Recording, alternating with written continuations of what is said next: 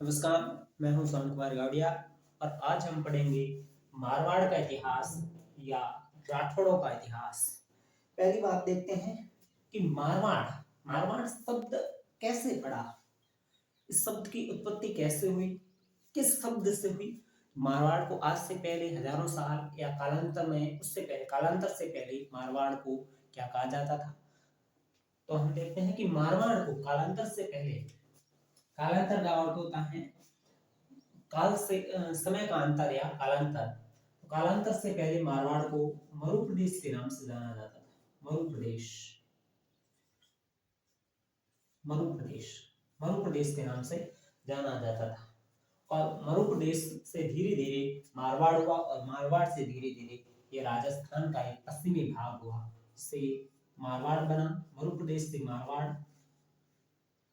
और मारवाड़ से ही क्या बना, पश्चिमी राजस्थान। राजस्थान का एक भाग जिसे पश्चिमी राजस्थान के नाम से जाना गया। अब हम पढ़ेंगे कि मारवाड़ का इतिहास, जिसमें राठौड़ों का इतिहास के बारे में विस्तार से चर्चा करेंगे।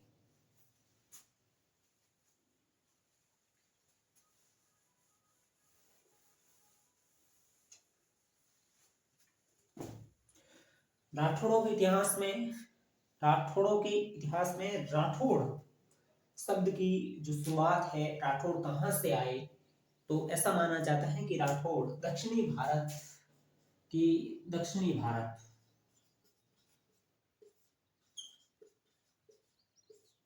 से आए, दक्षिणी भारत से आए। और ये राठौड़ राष्ट्रकूटों से ही बना है। राठौड़ शब्द किससे बना, राष्ट्रकूट।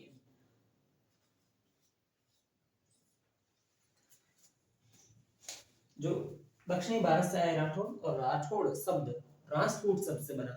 अब ऐसा माना जाता है कि राष्ट्रकूट कहने में कठिनता होती थी पहले के जमाने के लोगों में। तो राष्ट्रकूट कहने से कठिनता होने की वजह से उसे सरलता में बदलने की भी सरलता में बदलना चाहते थे। यानी कि किसी व्यक्ति को कहते हैं, जैसे हम राजस्थान की बात करें तो हमारे क्षेत्र के लोगों की विचारधारा है या भावना है कि हम मुख सुख आनंद लेना चाहते हैं। यानी कि राष्ट्रकूट शब्द है जो कठिनता से बोला जाता है। जैसे हम भी बोले तो बहुत ही राष्ट्रकूट और एक राठौड़ बस सरल शब्द हो गया। तो ऐसा माना जाता है कि राष्ट्रकूट से राठौड़ बना।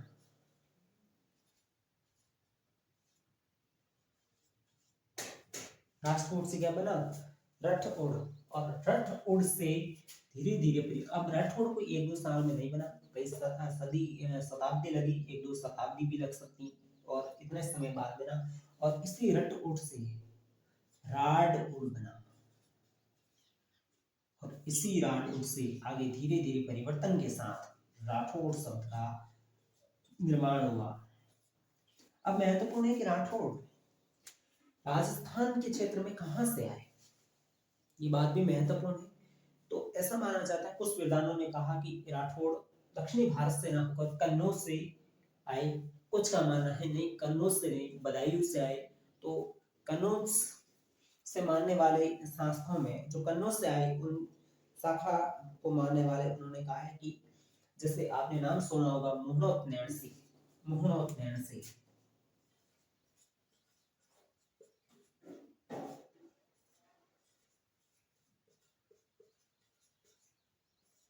आपने मोहम्मद नैणसे का नाम सुना होगा। और इन्होंने कहा कि जो राठौड़ है वो कहां से आए,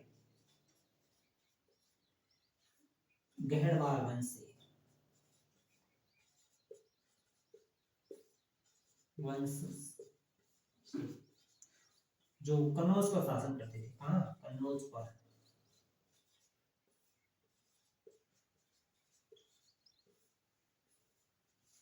ऐसा माना जाता है कि जो राठौड़ शब्द है वो गहड़वाल वंश से आए हैं। जो राठौड़ है वो गहड़वाल वंश से आए, और ये कन्नौज पर शासन करते थे। गहड़वालों में सबसे प्रसिद्ध शासक जयचंद गहड़वाल का आपने नाम सुना ही होगा, जयचंद गहड़वाल। और राठौड़ों की शुरुआत, पहले बात जयचंद गहड़वाल।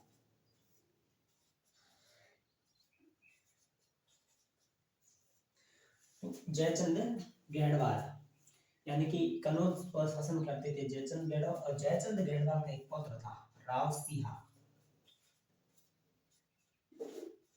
राव सिंहा, सॉरी,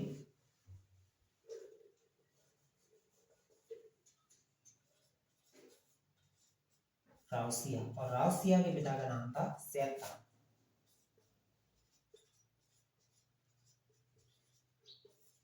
ये इंटरेस्टिंग कहानी है, इसके बारे में बाद में चर्चा करेंगे। दूसरे इतिहासकार जो बदायूं से कहते हैं कि राठौड़ बदायूं से आए, तो बदायूं के बारे में थोड़ी चर्चा कर ले। इसमें सर्वप्रथम बदायूं से कहने वाले कि राठौड़ों की उत्पत्ति बदायूं से हुई, ये कहने वाले सबसे प्रसिद्ध व्यक्ति है ओझा। हमारे बड़े इतिहासकार ओझा हुए, जिन्होंने कहा कि जो राठौड़ है वो बदायूं से आए। डॉक्टर ओझा ने कहा कि राठौड़ है वो बदायूं से आए। और इससे पहले, ओझा से पहले एक हॉर्नली करके अंग्रेज व्यक्ति था, हॉर्नली ने कहा कि जो राठौड़ है वो बदायूं से आए, लेकिन लोगों ने ज्यादा सीरियस नहीं लिया, ज्यादा लाइक सब्सक्राइब नहीं आए, ऐसा मान सकते हैं, क्योंकि इसकी बात को ज्यादा महत्व नहीं दिया। लेकिन जैसे ओझा साहब ने कहा, डॉक्टर ओझा ने, तो इनकी बात को महत्व दिया गया और उन्होंने 2-4 तर्क भी प्रस्तुत किए कि राठौड़ बदायूं से ही क्यों आए। तो इस बारे में बातें करेंगे। अब हम बात करते हैं कि गढ़वाल वंश की, कि राठौड़ है वो गढ़वालों से आए, और गढ़वालों में राव सिंहा जी ने राठौड़ वंश की नींव रखी। ऐसा माना जाता है कि इसमें बड़ी कहानी है कि सिंहा जी यहीं क्यों आए, यहीं क्यों शासन स्थापित किया। और ये सबसे पहले पाली में आए, पाली, और पाली में अपने साम्राज्य की नींव रखी। और इन्होंने अपने साम्राज्य की राजधानी थी पाली में, इनकी राजधानी थी, उन्होंने पाली में नींव रखी अपने साम्राज्य, ये मान लीजिए।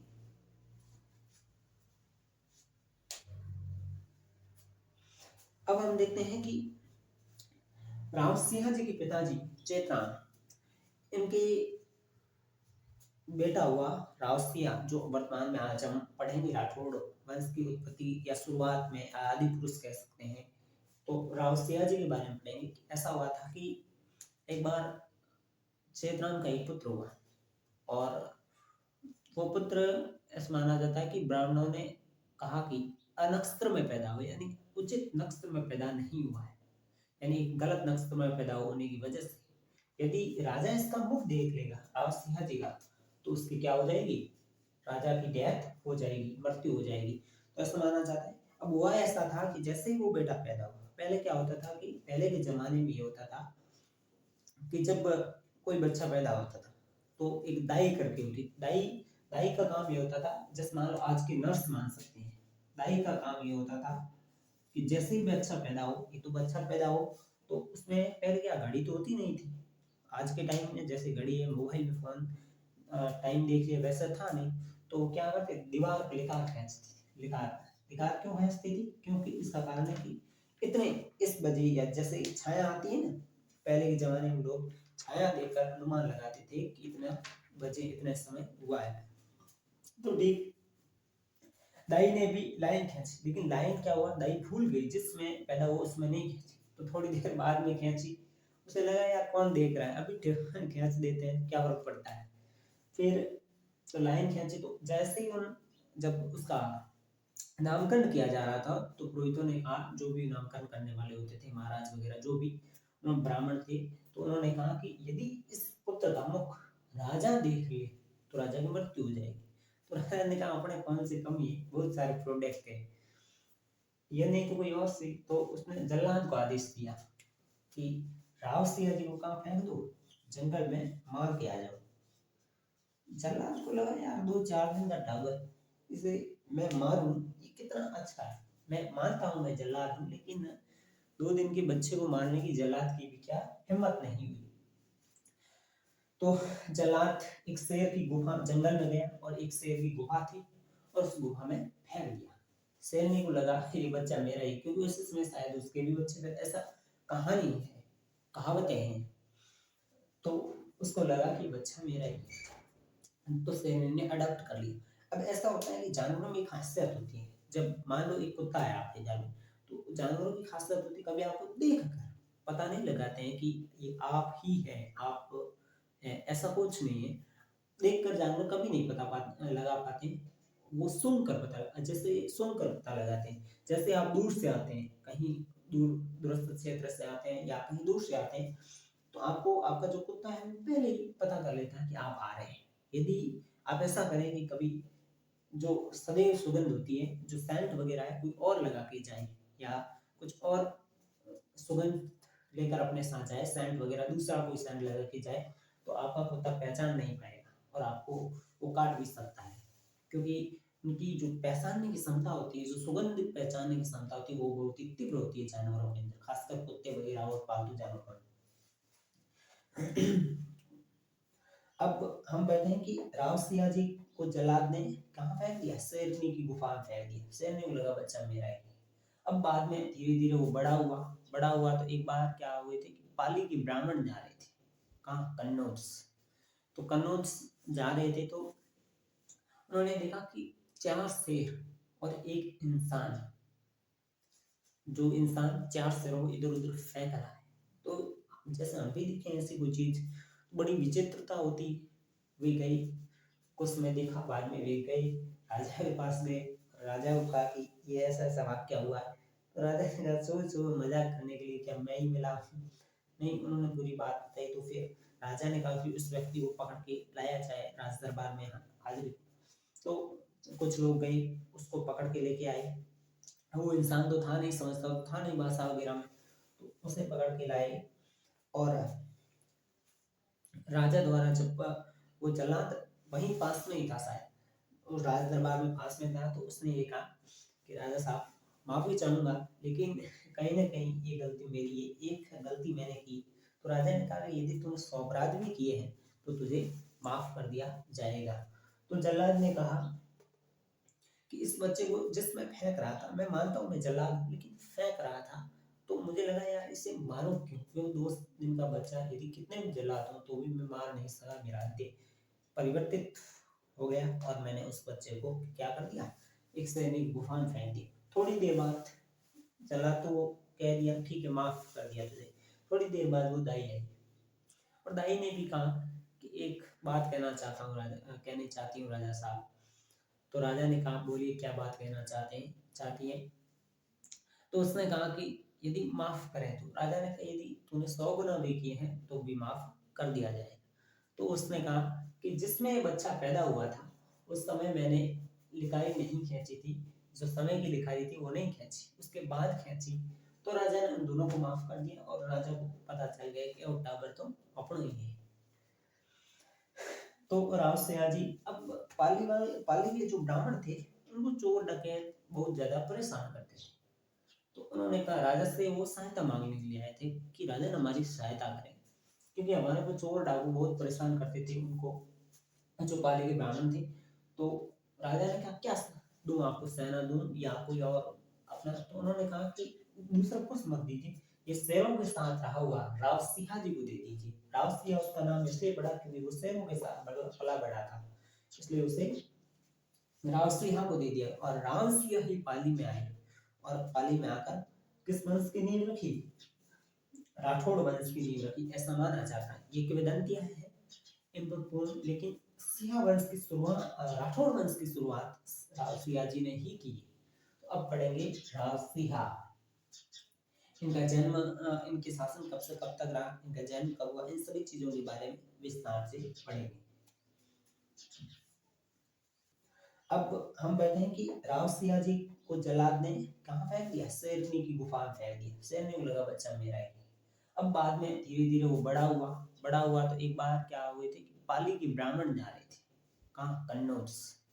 तो कन्नौज जा रहे थे तो उन्होंने देखा कि 4 शेर और एक इंसान, जो इंसान 4 शेरों को इधर उधर फेंक रहा है। तो जैसे हम भी दिखे ऐसी कोई चीज, बड़ी विचित्रता होती। वे गई, कुछ में देखा, बाद में वे गई राजा के पास गए, राजा को कहा कि ये ऐसा ऐसा वाक्य हुआ है। तो राजा ने कहा सोच मजाक करने के लिए क्या मैं ही मिला? नहीं, उन्होंने पूरी बात बताई। तो फिर राजा ने कहा कि उस व्यक्ति को पकड़ के लाया जाए राज दरबार में हाजिर। तो कुछ लोग गए, उसको पकड़ के लेके आए। वो इंसान तो था नहीं, समझता तो था नहीं भाषा वगैरह में, तो उसे पकड़ के लाए। और राजा द्वारा जब वो जल्लाद वहीं पास में ही था शायद, उस राज दरबार में पास में था, तो उसने ये कहा कि राजा साहब माफी चाहूंगा, लेकिन कहीं ना कहीं ये गलती मेरी है, एक गलती मैंने की। तो राजा ने कहा कि यदि तूने 100 अपराध भी किए हैं तो तुझे माफ कर दिया जाएगा। तो जल्लाद ने कहा कि इस बच्चे को जिसमें फेंक रहा था, मैं मानता हूँ मैं जल्लाद हूँ, लेकिन फेंक रहा था तो मुझे लगा यार इसे मारो क्यों, क्यों 2 दिन का बच्चा, यदि कितने भी जल्लाद हो तो भी मैं मार नहीं सका। मेरा अंत्य परिवर्तित हो गया और मैंने उस बच्चे को क्या कर दिया, एक सैनिक गुफा में फेंक दिया। थोड़ी देर बाद चला तो वो कह दिया ठीक है माफ कर दिया तुझे। थोड़ी देर बाद वो दाई आई और दाई ने भी कहा कि एक बात कहना चाहता हूँ राजा, कहनी चाहती हूँ राजा साहब। तो राजा ने कहा बोलिए क्या बात कहना चाहती है। तो उसने कहा कि यदि माफ करें, तो राजा ने कहा यदि तूने 100 गुना भी किए हैं तो भी माफ कर दिया जाए। तो उसने कहा कि जिसमें ये बच्चा पैदा हुआ था उस समय मैंने लिखाई नहीं खींची थी, जो समय की लिखाई थी वो नहीं खींची, उसके बाद खींची।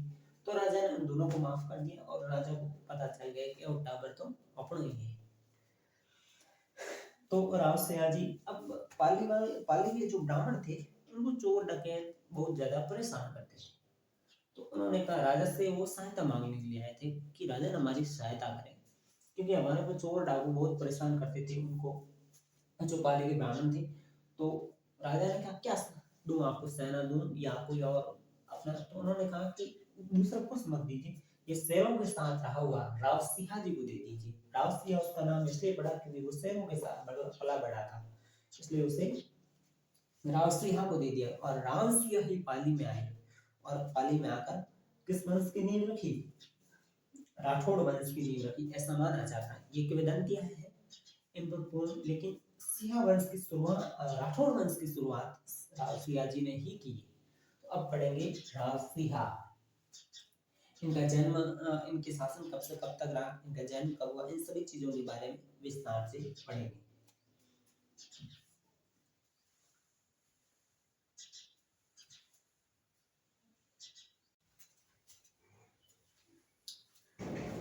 राव सिंह, तो राव सिंह के बारे में पढ़ते हैं। ऐसा मानते हैं कि राव सिंह का शासन 1226 से 1273 और कहीं 1238 भी माना जाता है। तो ऐसा मान सकते हैं कि इनके शासन काल के विषय में पूर्ण रूप से सच या नहीं कह सकते। इनका इतना ही याद रखना है कि इन्होंने पाली में ब्राह्मणों को बचाया था, और वो तो ठीक है, लेकिन इन्होंने बाड़मेर में अपने साम्राज्य की नींव रखी। बाड़मेर खेड़ को अपनी राजधानी बनाया।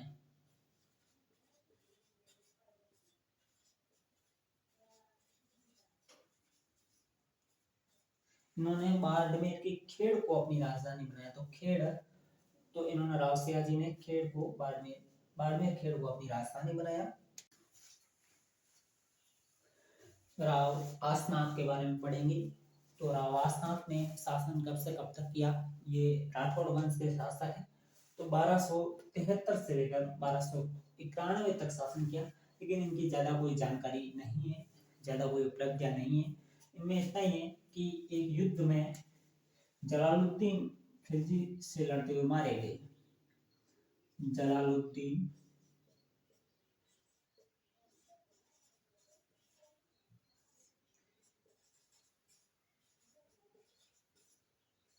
खिलजी से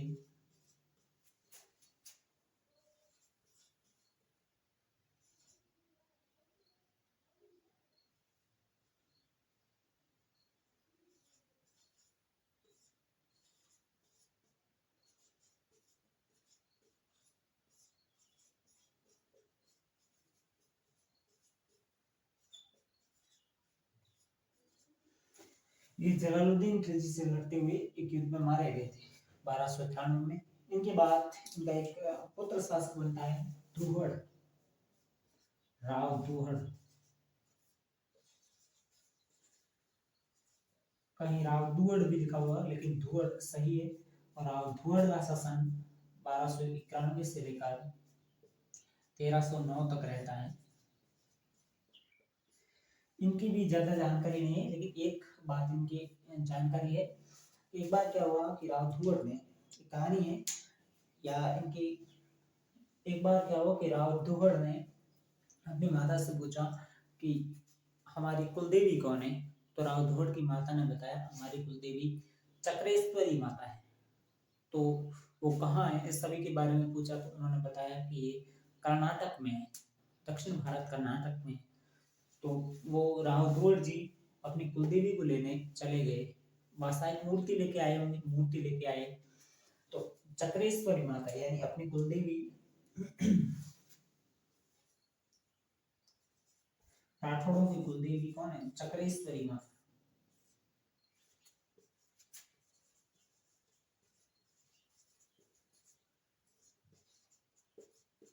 चक्रेश्वरी माता की मूर्ति लेकर आए और नगाड़ा बाड़मेर में, सॉरी बाड़मेर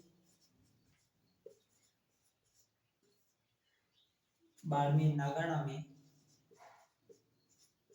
नगाड़ा बाड़मेर में लगाई और इसे नागनेश्वरी माता के नाम से भी जाना जाता है।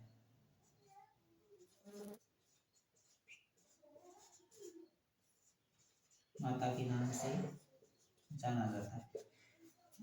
चक्रेश्वरी माता को नागनेश्वरी माता के नाम से जाना जाता है और ये राठौड़ों की कुलदेवी है।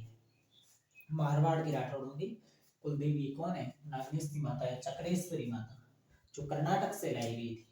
कर्नाटक,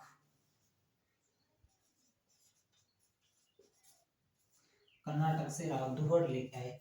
इनके बारे में सिर्फ इतनी ही जानकारी है और 1309 तक उन्होंने शासन किया और 1291 से 1309 तक शासन किया, यही जानकारी। अभी लिख लीजिए।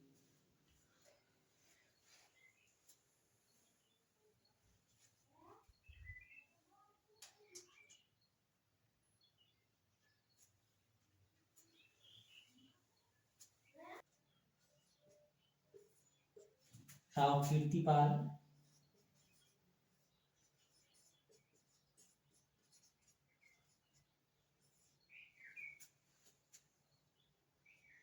जिन्हें राव रायपाल या राव कीर्तिपाल को कन्हजे के नाम से भी जाना जाता है। राव जालन सिंह, राव जालन सिंह, राव जालन सिंह। एक और नए शासक हुए राव रायपाल, राव कीर्तिपाल, राव जालन सिंह और राव जालन सिंह के बाद राव साडोजी, राव तिडोजी, राव सलखाजी,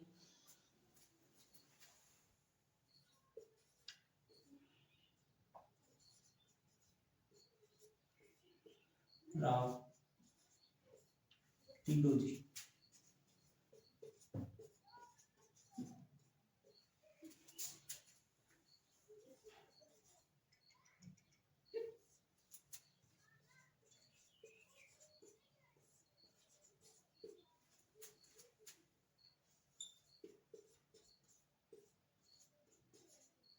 राव वीरम देव या विक्रम देव,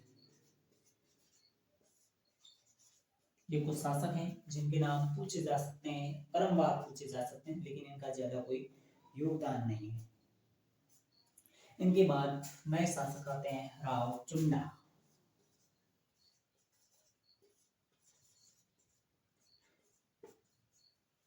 इन सभी के बारे में लिख लीजिए पहले। राव चुंडा 1383 से लेकर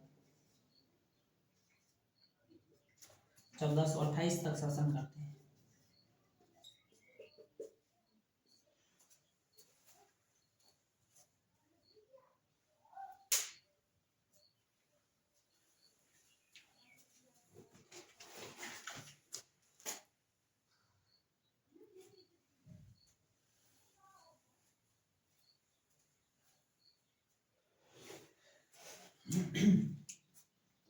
रावचुंडा जी, रावचुंडा जी के बारे में देखिए कि एक बार क्या हुआ कि यवन मुसलमानों ने मंडोर पर अधिकार कर लिया और मंडोर पर उस समय शासन करते थे इंद्रजीत परिहार।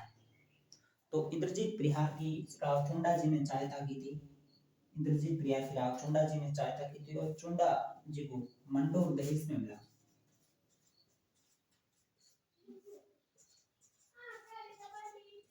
मंडोर दहेज में मिला किसको? राव चुंडा जी। और राव चुंडा ने मंडोर को राजधानी बनाया।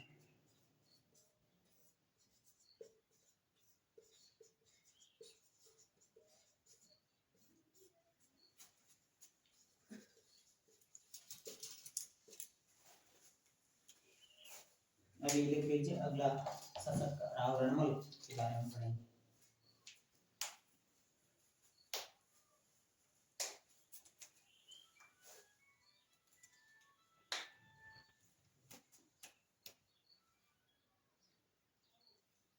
कहीं कहीं इनके शासन 26 भी बताया गया है, तो 26 करेक्ट लिख दी।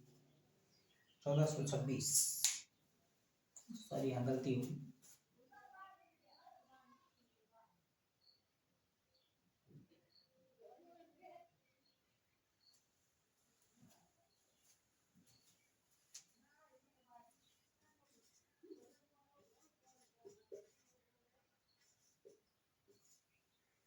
जिनका शासन 1427 से लेकर 1438 तक तकरीबन 11 साल तक शासन किया था। राव रणमल के बारे में बताते हैं। राव रणमल चुंडा जी का पुत्र है। राव चुंडा जी के दो बेटे थे, एक का नाम कान्हा और दूसरे का था रणमल। तो क्या हुआ कि चुंडा जी ने राव कान्हा जो छोटा था और रणमल बड़ा था, तो राव कान्हा को शासक बना दिया और रणमल कहाँ भेज दिया? रणमल को एक जागीर दे दी, जो जावर की जागीर।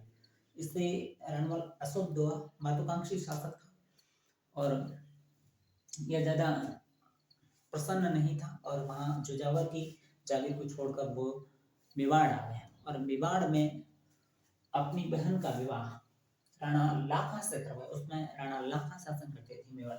एक इंटरेस्टिंग कहानी है कि एक बार क्या हुआ कि राणा लाखा मेवाड़ के दरबार में बैठे हुए थे, तो तभी किसी चुंडा के लिए रिश्ता आया।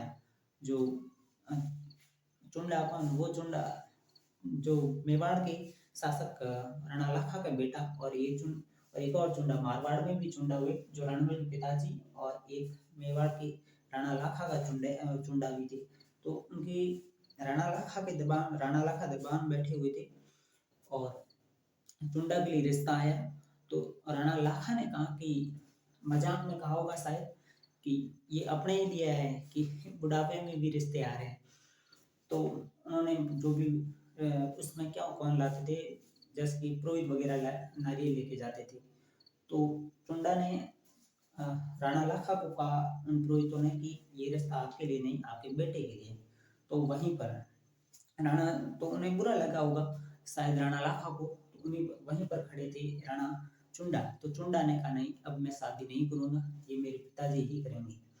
फिर वापस ऐसा कहा जाता है कि मारवाड़ आए, मारवाड़ में वो सारी वहाँ जो घटना हुई थी उसे बताया।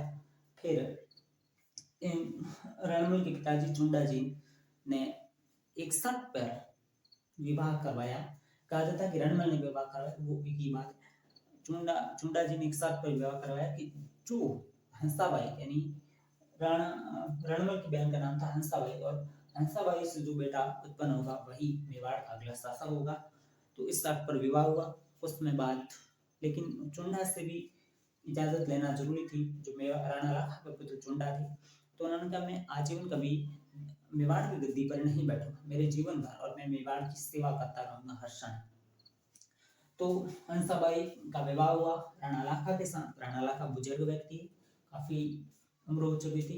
इसके बाद एक हंसाबाई से बेटा पैदा हुआ, उत्पन्न हुआ, और उसका नाम था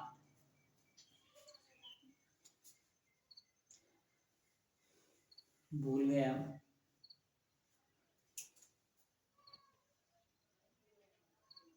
राणा मोकल।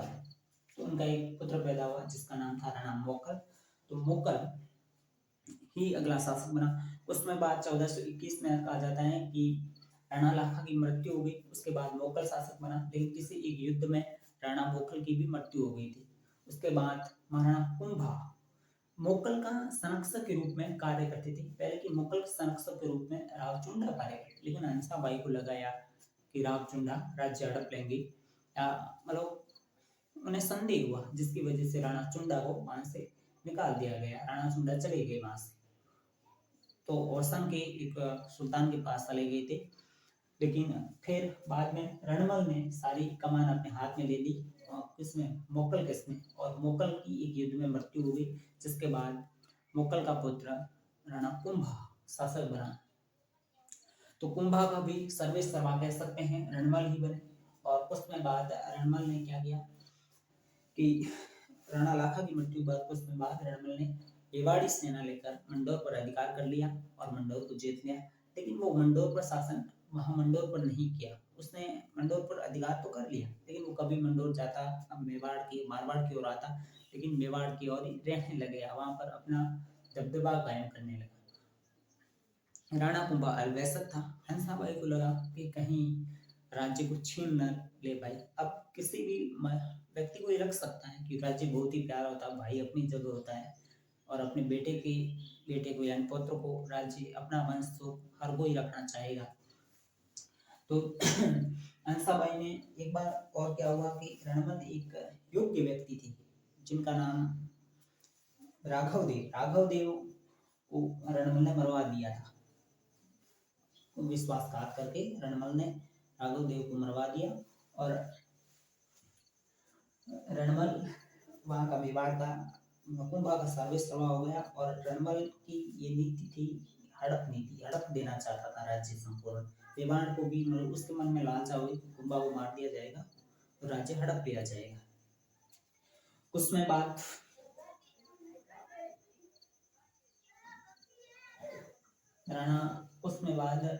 रणमल की गर्लफ्रेंड थी, कह सकते हैं भारमली करके। जब उन्हें हंसाबाई को संदेह होने लगा तो चुंडा को वापस बुलाया हंसाबाई ने, और माफी मांगी, जो भी करना था वापस बुलाया, और रणमल को मारने की प्लानिंग बनाने लगी। रणमल की एक गर्लफ्रेंड थी जिसका नाम था भारमली। तो रणमल एक ऐसा कहा जाता है कि 8 फीट का इंसान था, बहुत ही ताकतवर, काला था, थोड़ा रंग से पक्का था, क्योंकि वो मारवाड़ साइड का पैदा हुआ बड़ा हुआ, जिसकी वजह से मारवाड़ में गर्मी ज्यादा होने की वजह से रंग ऐसा था।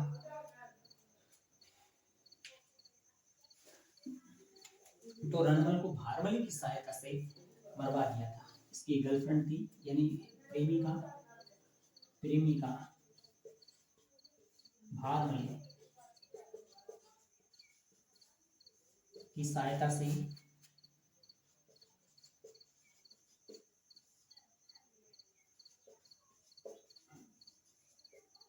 मरवा दिया।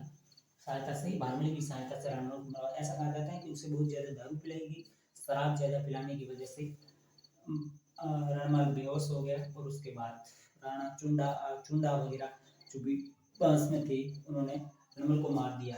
और रणमल को मारने के बाद रणमल का एक बेटा था जोधा।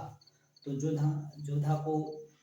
जोधा वहां से किसी प्रकार भाग निकला, और मेवाड़ी सेना ने मंडोर पर भी अधिकार कर लिया। और यही थी रणमल की कहानी। रणमल 1427 से 38 तक शासन बना। भारमली के सहयोग से मेवाड़ ने मरवा दिया था, क्योंकि और इसके बाद रावजोधा शासक बने, और रावजोधा रणमल के पुत्र थे, रावजोधा, और जोधा शासक बन गए। रावजोधा ऊपर पड़ेंगे। जय हिंद, जय भारत।